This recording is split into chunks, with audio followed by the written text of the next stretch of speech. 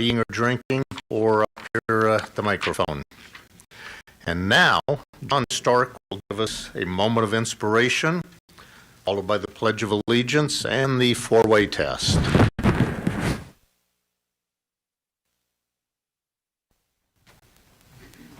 Thank you, Mr. President.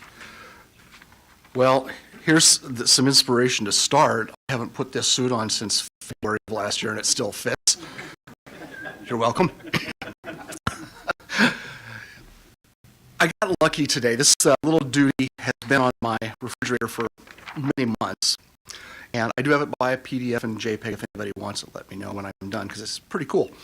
And today, here we've got Matt, and part of his talk, I'm sure, will be part of the Interfaith Alliance that you work with. So here, folks, is the golden rule, but from other religions.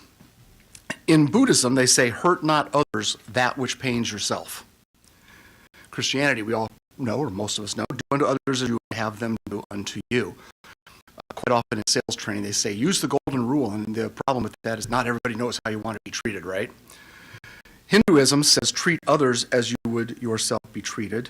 And in Islam, they say, do unto all men as you would wish to have done to you.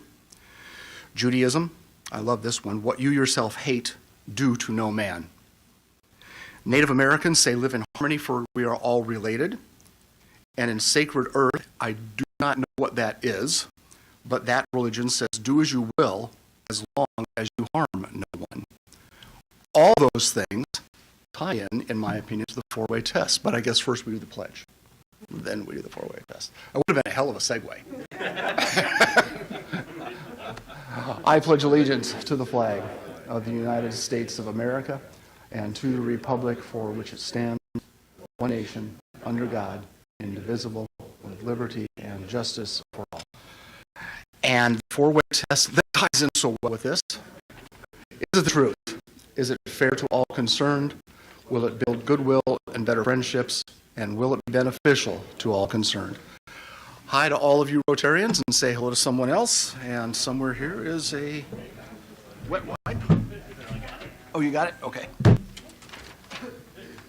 John?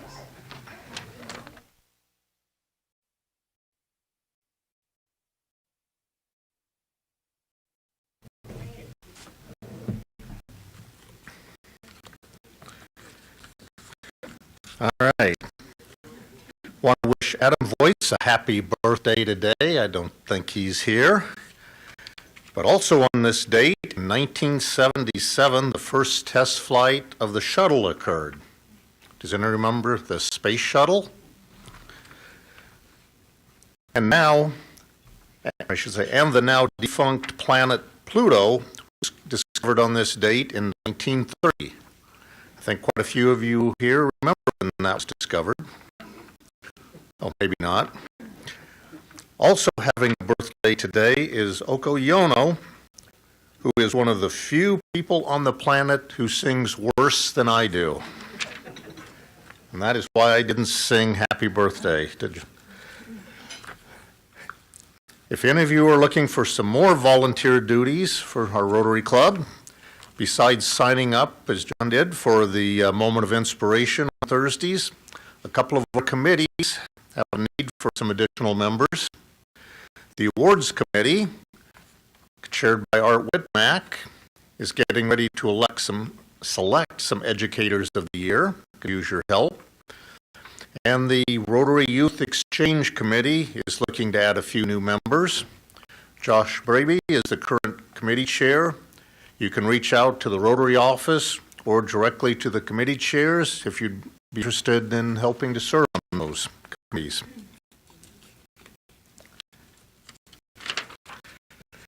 And with that, past President Sharon Vickery is going to come up and do, I'm sure, an extremely excellent job of introducing our speaker today.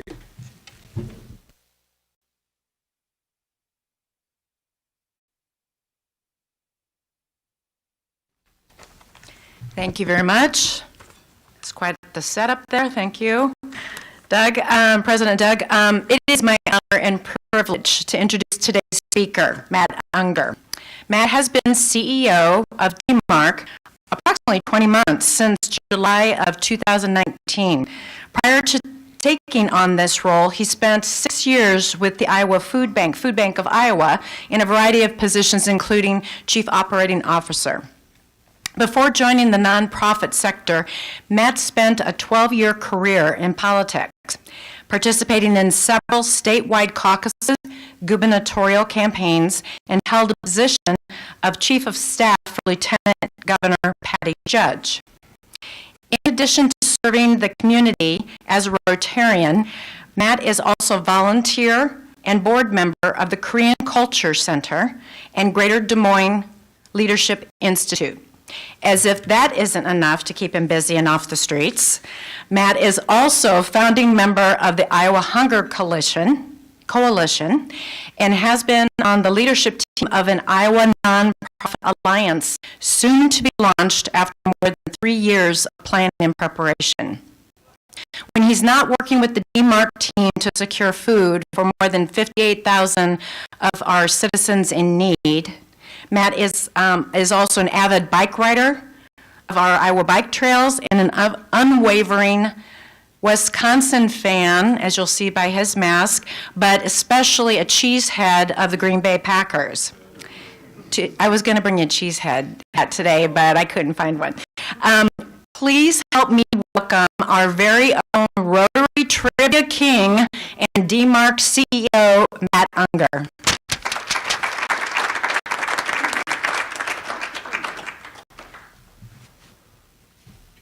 I'm going to leave this mask on for a second while Wisconsin and Iowa are playing today, and it might be the last time I get to revel in that because I don't think the game's going to go very well for the Badgers.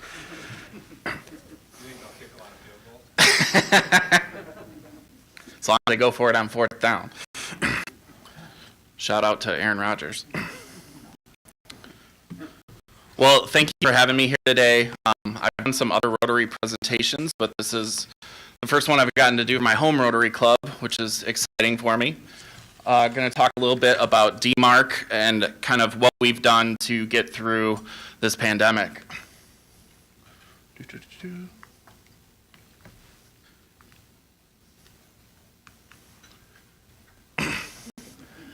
So DMARC has a foundation in interfaith cooperation. We are built on a long-standing history of 200 interfaith partners from 5 different traditions, various Christian sects, Muslim, Judaism, Hindu, Sikh, all who have come around this idea that together we all believe in meeting human needs in the community. And some of those things that have come up in DMARC's history, the Homes of Oak Ridge Housing Project was something that came out of DMARC, with United Way laying the groundwork for Hospice of Central Iowa, and a program for widowed persons called Life After Death of a Spouse. We also do a lot of interfaith programming. First, we have an interfaith youth leadership camp that happens every summer, which is this really amazing way that young people get to kind of think through their faith journeys and where they're at, and it culminates in a video project. And I'm always the guy in the back of the room when we're watching these videos. It's kind of wiping away the tears, making sure no one's watching me, but really, really inspirational stuff. Really proud of that program. We also have a program called Meet My Religious Neighbor that kind of opens up a faith space that you maybe otherwise wouldn't have an entree into. Gives a safe, welcoming environment. Come in, ask questions about that faith in their sort of sacred space, so you're not necessarily the person walking into an existing worship and kind of everybody looking at you and wondering what you're doing there. So it's a great way to learn about different cultures and different faiths, and has been a really great thing that we've partnered with a number of different organizations on. And then we do a lot of different panels and educational pieces for clergy and the members that make up DMARC. But the largest way that we've carried out our mission really since 1976 is through our food pantry network. So to kind of understand why, I want to talk a little bit about where we're at with food insecurity here in the state and closer to home here in Polk County. So as you can see, the problem, well, it's really exacerbated by COVID, was a big problem before COVID. We had 1 in 7 children, 1 in 10 Iowans that were facing food insecurity. The dollar figure you see on the screen is the cost to make up all the meals that are being missed by those folks, which is an astronomical number, and that's just on an annual basis. And when you look at sort of the financial hardship in Alice report, which I'll get to in a minute, 37% of Iowans sort of don't meet that basic budget to have a full life. If you look a little bit into Polk County, you can see sort of pre-pandemic there, we were just over 40,000 folks here that were facing food insecurity, 8.8%. That number has jumped 12.4% since COVID has really kicked in. You know, we've had unemployment as high as we've seen in decades, many small businesses closing, hours reduced, a lot of circumstances changed for people, that there's just more folks that are facing this now. And now we know we have a new base of folks that we're going to have to assist for probably a long time. So we've been seeing increases since COVID, month over month. And that had been the case before COVID came too. Really record numbers each month of the number of folks that were coming through our food pantry network. Next one. So one thing I like to talk about is the ALICE report, and this is something that was put together by the United Ways of Iowa. And ALICE is an acronym that stands for Asset Limited, Income Constrained, and Employed. And basically, it's looking at what it takes to have a budget to survive in our state. And looking at Polk County, of the 182 plus thousand households, those folks that are considered ALICE make up 36% of those. So they're not making a budget enough to survive. So this slide's a little tricky to see, but it kind of shows what you need for a household budget as a single adult and some of the costs that are incurred there. And then looking at what a family might need with 2 adults, an infant, and a preschooler. I think the biggest thing you can see is the difference there is childcare, which has been a huge issue while we've been going through this pandemic. Just for that family, it's an extra $1,000. So to meet that budget, that family needs to make almost $57,000 annually, which is a pretty high mark for a lot of folks to meet.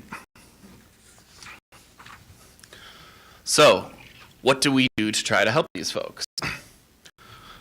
This slide shows our partner network. The blue dots on the screen there are where we have permanently placed pantries.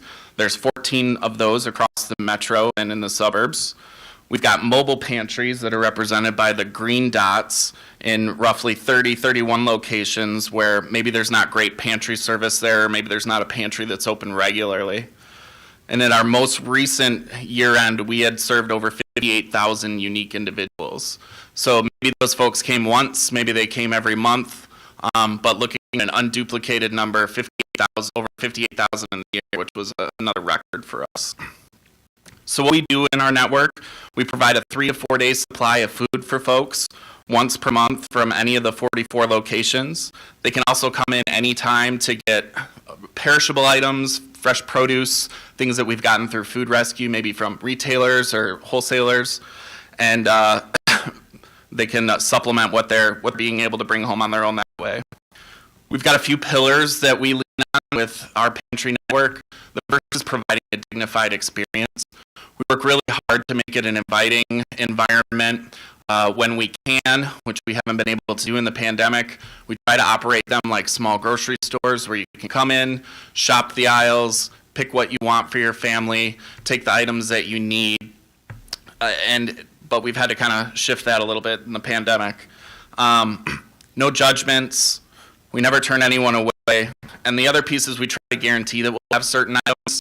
You know, when you or I go to the grocery store, you don't go to the cereal aisle and there's no cereal.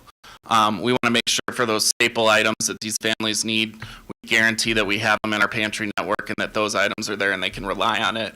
That way they can use their SNAP benefit money or the money that they're spending on food for the things they know they can't get at the pantry. The other is a focus on healthy and nutritious foods. In 2009, we did a study in conjunction with Iowa State that showed that folks who use pantries had 3 times the instances of diabetes. So we knew that a lot of that was the high sodium, high preservative foods that, we had it ingrained in us growing up, non-perishable food items. That's what we donated.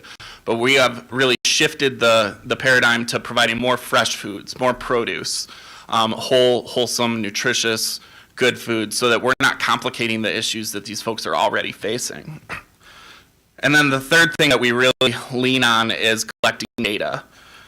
We have an intake process across the network that asks some questions that allow us to analyze and share data in ways that other providers can't, to really drill down into what are some of the circumstances these folks are facing, so we can start getting at root issues and not just be sort of a constant provider of food, but actually solving problems. And then this next slide is just sort of a testimonial to, really it speaks to that dignity, I think. This is Tara Kramer, who's one of our pantry clients, and she's actually come on and become a volunteer for DMARC as well. We really like this quote, and I'll just read it. DMARC welcomed me with no judgment. They were great, even singing, while helping me shop for food.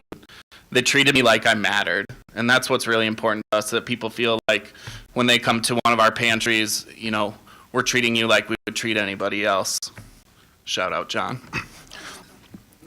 So, like I said, Tara's felt so comfortable with her experience that she's joined a couple of our DMARC committees to really help share the realities being faced by those folks that are facing food insecurity. We also operate a few programs. One is a partnership with the Boys and Girls Club of Central Iowa called the DMARC Refuel Station. And it's essentially a kind of a backpack program on wheels. So instead of having a sack of food that kids take home with them over the weekend, they get to come onto the trailer and pick out the items that they want. We also try to include fresh produce in that model as well, and then have some items that they can bring home that are a little bit bigger for their whole family. We have a senior backpack program that is a partnership with Wesley Meals on Wheels to also provide some staple grocery items for those who participate in that program to have over the weekend, or if one of the meals is something they don't want and they want to make something else, they've got some other options. And finally, a really big innovation is Food Pantry 2.0. And this model, instead of kind of coming in and choosing items based on the size of your family, everybody is given a certain number of points based on the size of their family. And then we've kind of graded everything in the pantry based on its nutritional value. So those things that are better for you, that we want you to have more of, those are your 1s and 2s. Maybe the things that we want you to have less of are graded 4s and 5s based on what their nutritional makeup is. So if you're actually selecting more healthy items, you're going to go home with more food for your family. And of course, in that model, we also have a premium on providing fresh produce. So we are not a go-it-alone organization. We think we're much stronger when we do things with partnerships. So you can kind of see a list of folks that we partner with here. One question I get very often is, explain how you're different than the Food Bank of Iowa. The Food Bank is a very important food source partner for us. Across our network, we probably get 25% of the food that we distribute from the food bank.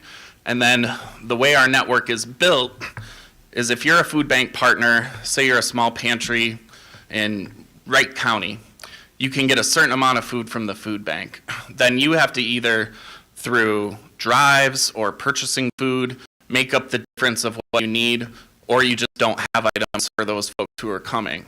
Because we're trying to provide that dignified experience and have that guaranteed food on hand, what we do is we've banded together. So DMARC provides all the food that's needed beyond what we're able to get from the food bank for that network of 44 pantries. And so we can really get some scale by buying in bulk, and to be able to take larger donations that a small pantry wouldn't be able to take, and kind of parse that out across our whole network. We also partner in our advocacy work, because like I said, we're not just about feeding people, we're about trying to solve the problem. And so anyone that's been involved in policymaking knows that the more voices and hands you can get involved around an issue, the better chance you have to actually make change.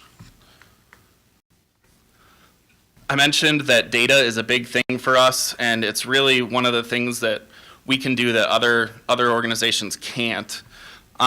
We ask in our intake process a series of kind of demographic questions. We get some main contact information, We ask about age, race, ethnicity, gender. But like I said, we also ask about some of the circumstances they're facing. What is their income? What is their employment status? Do they participate in the SNAP program? Do they have housing? So beyond that, with the additional information we collect about kind of where they are, we can take that and plot it on a map, as you can kind of see in the picture here. So all the red dots on that are households that are going to one of our food pantries. So we can take things onto a map, we can break it down by House districts, Senate district, county level, school districts, and then we can zero in on areas and tell you exactly what the demographics are in that area, how many folks in that particular area are using a pantry, how many are employed, how many are on SNAP, and it really helps to dispel some of the myths and some of the silly things we hear about folks who have to avail themselves of some of these programs to provide food for their families, and it helps us to make change in policy as well.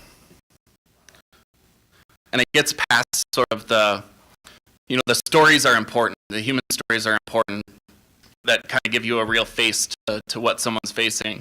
But if you don't have the data to back it up, it's really hard to change policy. So it's been just a huge tool for us. We meet with legislators kind of constantly to be able to show, here's what's going on. So I want to talk a little bit about COVID, because obviously this past year everything has been a little bit different, both in how we operate and then what we've seen across the network. So just to kind of demonstrate a little bit what we can do with data, this is a snapshot here of Polk County. It shows you what some of those demographics are, and this is from July to December 2019. So you can see we had high numbers for almost 45,000 unique individuals assisted in that period of time as we were coming into this pandemic, or, well, we didn't know we were coming into it, but it was on the precipice. So like I said, you've got the points for every household here. I think the thing I want to point out that usually stands out for folks is if you look at that number of 0 to 17, that's roughly a third of the folks that were assisted in that time period. Then getting into January into March, right before things kind of really turned, you can see sort of same consistent areas of folks in need. The trend lines were moving up. We continued to see a third plus of our clients assisted who were 0 to 17, and then COVID hit. And then we faced a sort of new reality for a while. Everything that we had kind of shifted to virtual. All our meetings, our annual event, Spring Greens, the youth leadership camp I talked about before, which we usually host on Drake's campus, had to be done in a virtual way. All the interfaith panels and activities, a number of our staff members worked remotely. And really the biggest thing that hit us was volunteer capacity. So a lot of our volunteers were made up of folks that were in the most vulnerable groups. And so we lost a huge chunk of help. And it also made a big impact on our ability to do food drives with less folks coming into their offices downtown, and particularly in some of the bigger places that we could get really big food drives. We just saw that kind of really wipe out. So in our pantry network, we had to make a ton of operational changes. I had mentioned the dignity of choice. We had to move away from that to prepackaging things. So plenty of families were going home with items that they didn't need, potentially they were allergic to. It's not the best way to do food assistance, but it was what we had to do. We saw a huge impact in food costs. Some things that cost us 35 cents an item had jumped up to 90 cents an item. Transportation costs went through the roof. The supply chain really, really changed what we were able to do in volume. Also, like I mentioned, we lost so many volunteer possibilities, including the food drives, but it wasn't all bad news. We were able to do some good things around this as well. We were able to add next day deliveries. We were able to partner with an organization called CISL, Central Iowa Center for Independent Living, to make sure that those folks facing disabilities who couldn't get to pantries weren't going without food. Folks that had a pre-existing condition or lost their transportation, we wanted to make sure they still had access to the food that they needed. We made some new partnerships with the Des Moines Public School District, in addition to what the food bank was doing with kind of what happened with the school pantry program and schools being closed. We moved some of our mobiles to being at some of the most vulnerable school sites where folks were coming to pick up. You might remember they were doing school lunches still where you could come and pick them up. So what we would do is place one of our mobiles there at the same time, so while they were getting those lunches at the same spot, they could get groceries for the family. And then we had a really big partnership with Capital City. There's a program called the Farm to Families Food Box Program, which I missed the Capital City presentation a couple weeks ago, but they were a huge piece of that for us. We, for a long time through the summer, we're doing drive-through distribution out at South Ridge Mall, where we're moving about 1,300 of those every Friday. It was really something to see. So here's kind of what that scatter plot looks like for March through June. Our fiscal year ends June 30th. You can see it's the same sort of pattern. A lot of the demographics are the same, but the biggest things we saw change, much higher number of folks saying that they were unemployed, and it was disproportionately from the Latinx community. And if you think about the kinds of jobs that were being furloughed and lost at that time, it kind of stands to reason. The other thing that was interesting is that roughly 4,000 of the folks who came to one of our pantries in each January, February, and March didn't come again in April, May, and June. And that surprises some folks. But you have to remember all the additional assistance that was out there. We had SNAP benefits being doled out at their maximum possible. We had the stimulus payments that came out. It coincided with tax time, so folks were getting a lot of tax money back. And the generosity of this community shown like it never had before, with a number of pop-up pantries. Restaurants were giving away meals. There was more access to food if you didn't have it than I've ever seen in our community. It was really a fantastic thing to see. So that happened for a few months, and then we started steadily ticking up again. Each month was increasing over the prior month by about 10%. And then every time a new assistance program would come, we'd see a little bit of a dip and a little bit of a dip. So it's, as I said, with collecting data, we can show if you make this much change to some of these programs, you can impact what's happening at the pantry level by this much. We've seen it in history before from the recession in 2009. We saw it with the government shutdown that happened a couple years ago in January, and all benefits for February were front-loaded into January. We saw a big dip, and then February we got a big boom. That's why I say we think that for us the worst is yet to come, because when we see the highest number of folks coming through our pantries is once all that assistance goes away, and then folks are back kind of where they were before. It's why we have to get to these root causes. So since July, like I said, steady increases. November is always our busiest month, and this year bore that out as well. 20% increase in individuals assisted over October. Our December shrink, which we usually see around 12 to 15%, was only 6.8% this year. Our mobile program has really exploded. I think a lot of folks who were afraid of going to a pantry that was there permanently, or they didn't think they were open, they really availed themselves of our mobile program.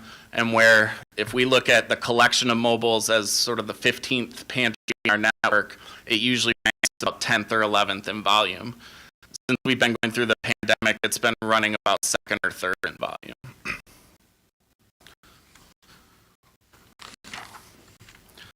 So like I said, solving food insecurity is not a small thing.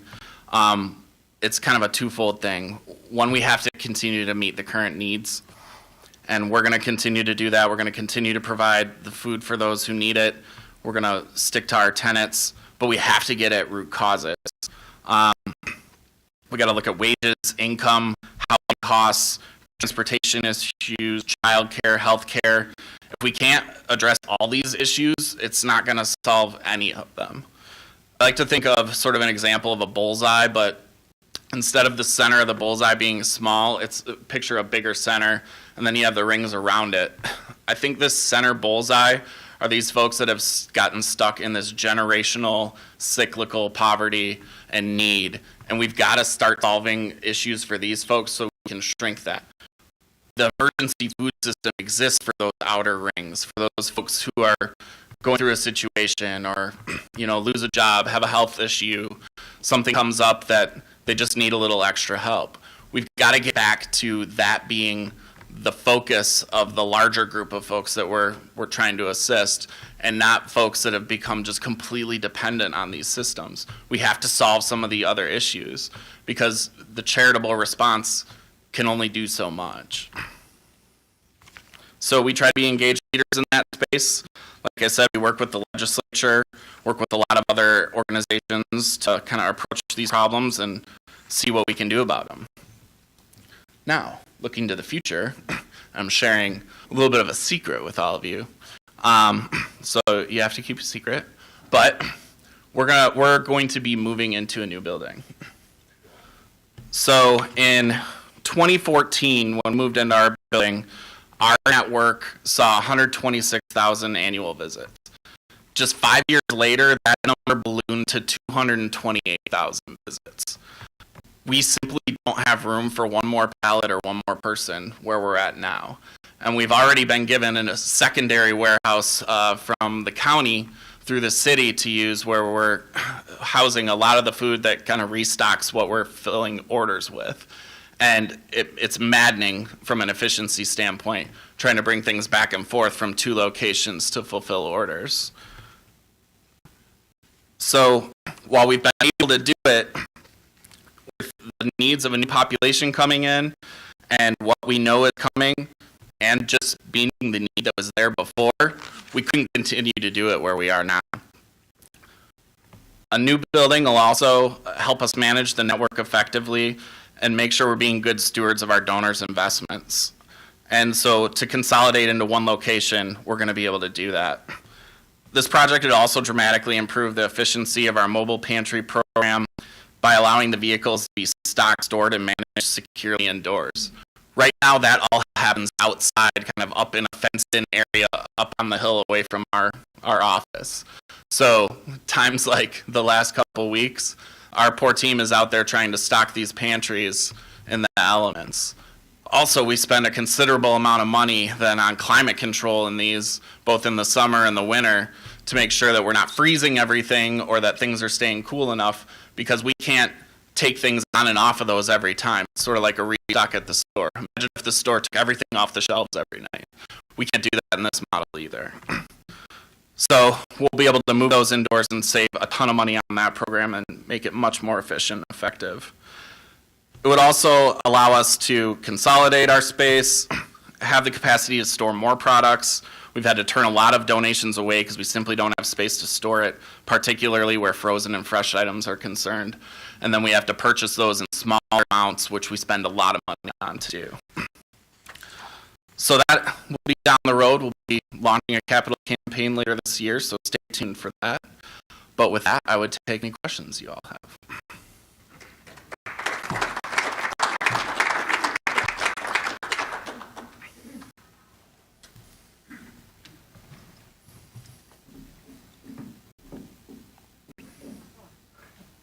Hey, how you doing? Good. So you mentioned, you have a lot of data and things like that, and also all this sort of root problems. Have you guys done any analysis of the data of what impact would be to your patrons on a raised minimum wage? You mentioned a lot of them are working. So yeah. So it's hard to quantify that exactly, but what we can look at is incomes over time among those who are using our pantry network. And they've been static for the last 7 years. They've not increased at all. Meanwhile, the costs for everybody have gone up and up and up. So there's not a pace being kept up with what people are making. And a lot of these people are working 2 and 3 jobs just to meet the needs of having a survival budget.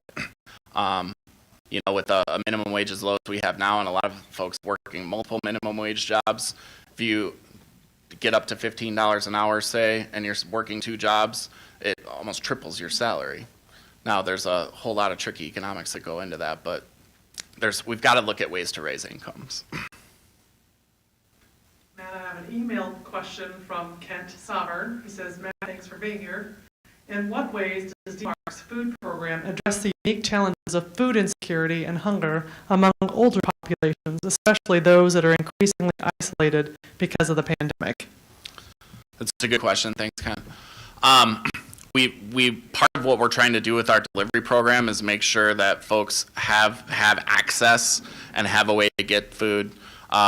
With the focus on nutritious foods and providing sort of fresh produce, low sodium, making sure we're meeting dietary needs, and again, partnering with organizations like Meals on Wheels to make sure that we're working with those organizations that know those populations best. Like I said, we don't try to go it alone.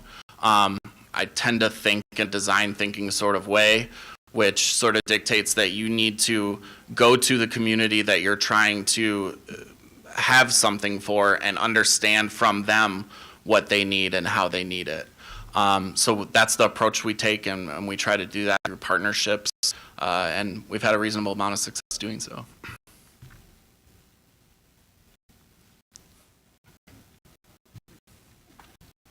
I'll dance while sharing. Thank you, Matt. You're always my straight man. Okay, so you had mentioned that you're on a leadership team of an Iowa Nonprofit Alliance that you've been working on for 3 years. Can you share a little bit with us about that? Absolutely. So it was about October 2017, I think. I think at that point I'd been in the nonprofit sector for at least a few years, and it really struck me that there wasn't more kind of communication across different nonprofits that were serving a different sector.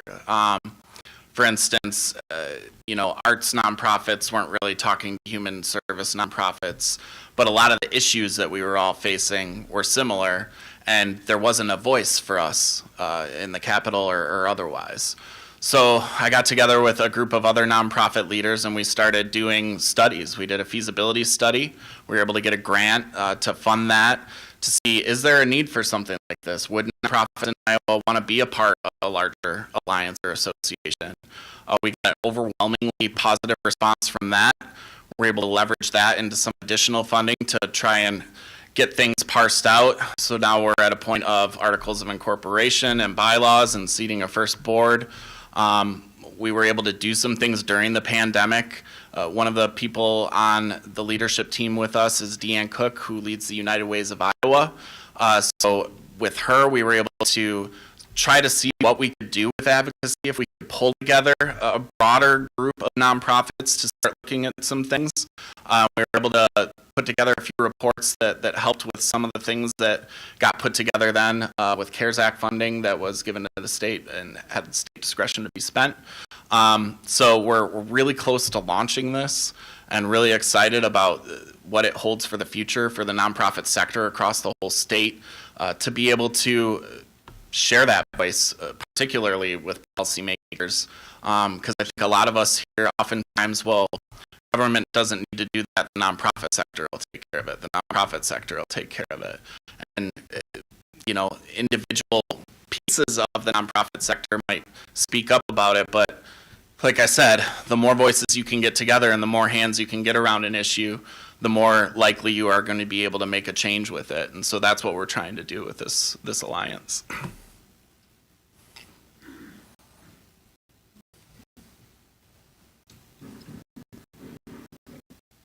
Could you speak to your funders a little bit, DMARC, who they are, maybe break out a little bit of monetary levels that they're coming in to make this all happen, just on a regular basis, let alone maybe what they stepped up to this year? Sure. So on a cash basis, our annual budget is about $2.5 million. When you add in sort of all the in-kind donations and things of that nature, it's between $4, $5, and $5 million. About $500,000 of that is support from our congregational partners. And we have a lot of corporate and grant support, maybe another 10 to 20%. And then the bulk of it is made from individual donations. And it's been overwhelming since the pandemic hit, the number of new individual donors that have come on to support our organization and the work that we do. We hit our target with what we thought we would get from individual donors for the whole year just this past month. So I can't say enough about this community and how we care for each other and make sure that we're lifting up those that need a little help. It's been truly extraordinary. So, we've got a whole new focus of folks that are maybe new to food insecurity, didn't understand it before, and now the job is really incumbent on us to make sure people understand. And you heard me say it, and I'll say it again. This was a big problem before COVID hit, and we're going to need to stay focused on it like we have been through the pandemic if we're going to make any headway on solving food insecurity.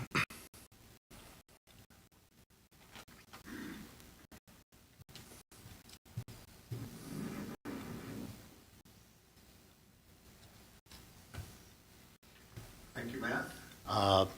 You talked about all the data you've been gathering, specifically in distinct individuals that you've served.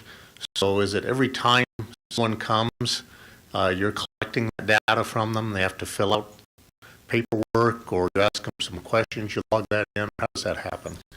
So the first time someone comes to the network, you go through, it's about a 16-question intake. We ask the questions I kind of mentioned before, some general contact stuff, then some things about their situation. Then when you come subsequent to that, it's just sort of checking in. Okay, is this you? Is this your address? Are there still this many folks in the household? And then we do kind of verification maybe twice a year where we're going to go through it with you the whole way again. The thing that's been interesting this year, I mentioned our monthly numbers have been lower than they had in the prior year, but the overall number of individuals that we have assisted this year is a record. So we're seeing more folks that are coming less frequently. Our average the prior year was 4 visits per year by a pantry user in the food pantry network. We're in the middle at kind of analyzing some of those stats for this past year right now. I think that number is going to come down just based on what we've seen on monthly numbers compared to prior years, and knowing that the overall number of unique individuals is that much higher.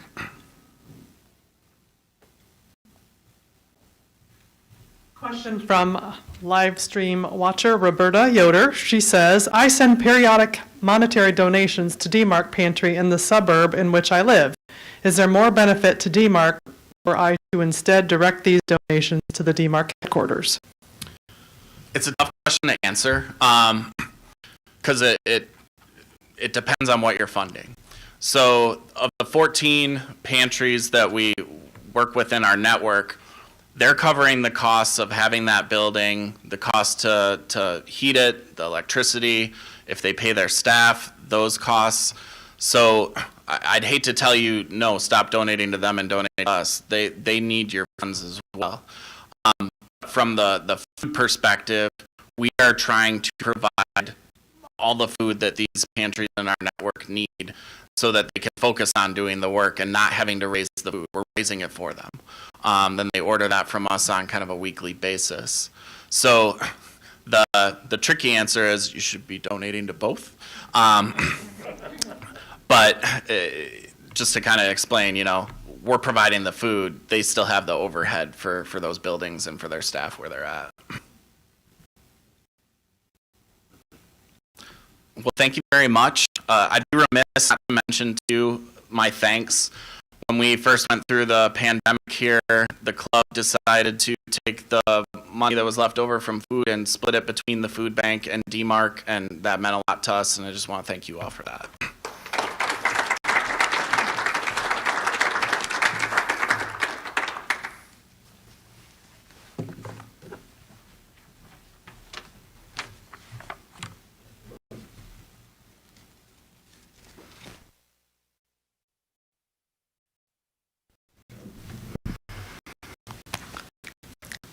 Thank you, Matt, for being with us here today and sharing the organization's inspiring message. And we're really proud to have you as a member of our Rotary Club, and very proud and grateful for all the things you do for the greater Des Moines community. So another hand, please.